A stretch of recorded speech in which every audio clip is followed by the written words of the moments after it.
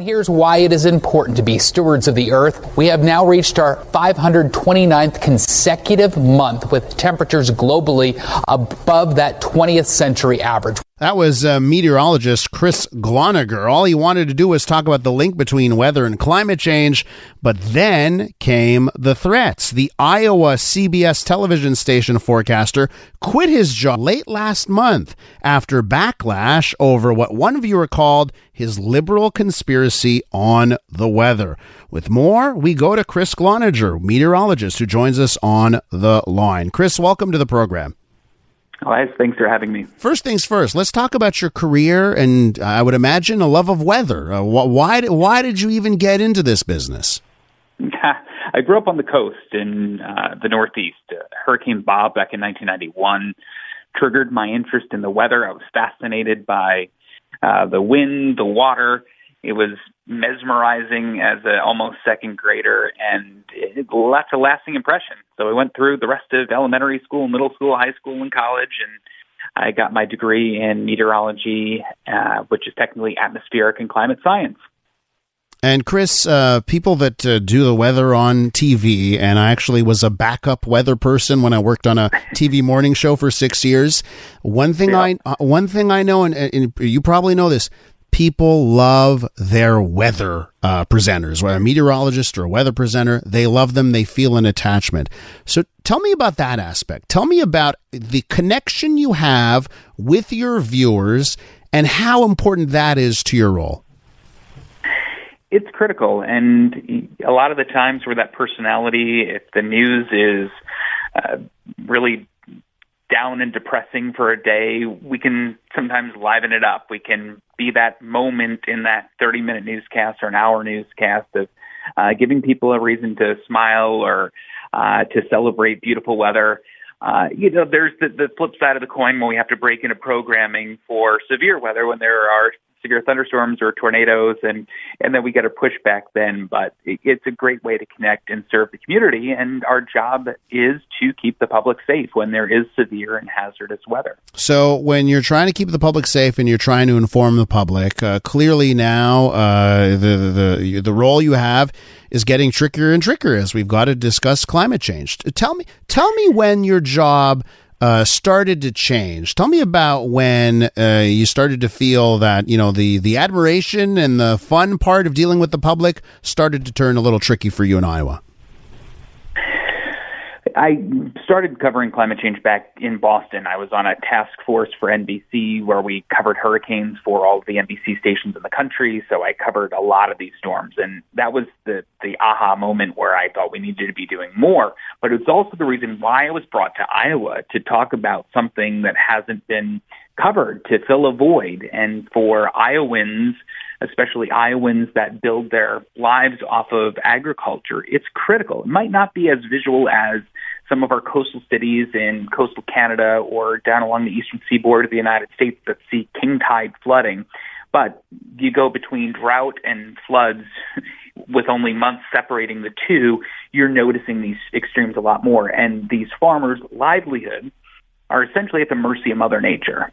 And that is when I started talking about it in Iowa, right off the bat. It's why I went there. And immediately I started to receive pushback from people that thought it was political, thought I was inputting my political beliefs into the weathercast, where I was simply giving data and facts.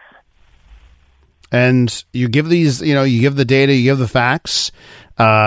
You start to get pushback, but it's not, there's pushback and there's feedback, and then there are threats. What happened there? What started to happen where you said this is not normal? Well, I think as journalists, especially journalists that are, on camera, you're used to growing a thick skin if somebody attacks your appearance, the way you sound, again, the way you look.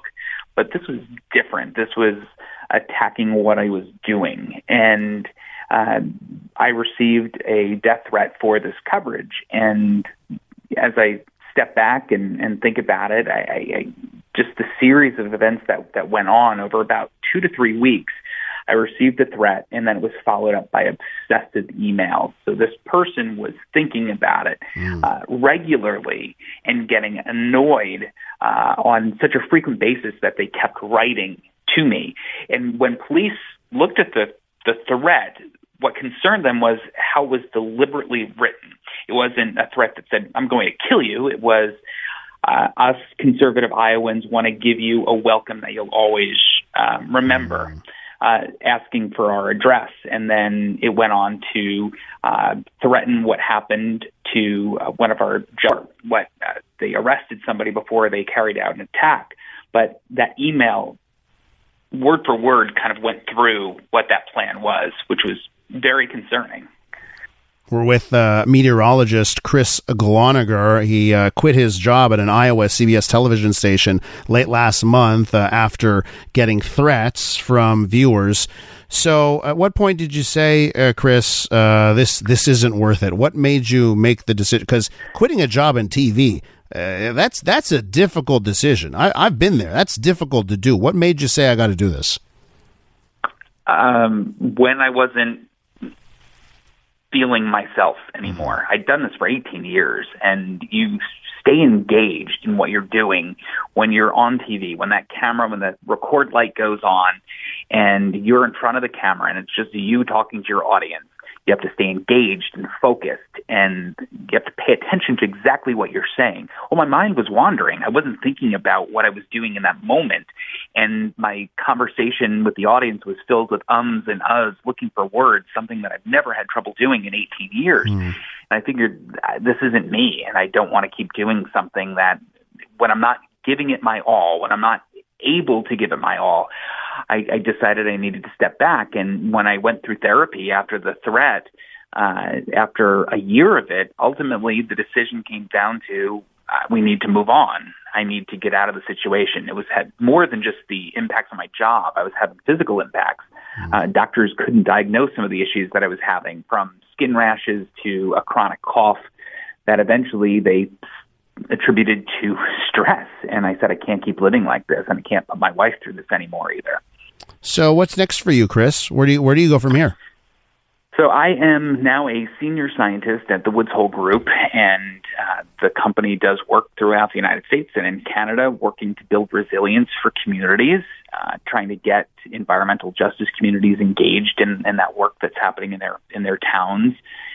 And we essentially find ways that you can mitigate and adapt to climate change. So we give those communities an assessment of their climate-related risks, and we help them plan for the future. I mean, look, everyone wants to embrace the coastline, whether you live there or you vacation there. It's something that we'll always want and have that desire to be around. And not having that's not an option, right? So we work to try to find ways to coexist with water.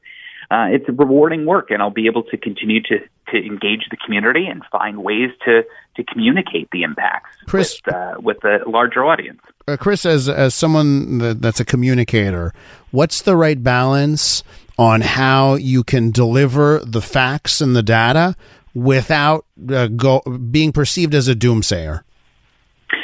Yeah, I think that there's a lot of positive. For example, when I was in Iowa, 65% of the grid was built on wind. I mean, our utility costs when we moved from Boston to Iowa were cut in half, yet our house is double the size. So there are ways to find positives, the green jobs, the climate solutions. There's a lot of hope in what could be pretty depressing to think about. And I think it's that hope that really needs to build on that collective change. We all need to do our part. You don't need to quit your job and change jobs like I'm doing, but do your part and keep it top of mind. Vote for candidates, for example, that are doing the right thing with climate action. And I think at the end of the day, there's a lot to be excited about. And I think we need to focus on that. You can't just focus on the doom of it, the worst case scenario if we don't act. Chris, I want to thank you for sharing a bit of your story. I do appreciate your time this morning, and wish you success in the future. Thank you so much. That is Chris. That is Chris Gloniger, a meteorologist who just quit his job over threats on his coverage of climate change.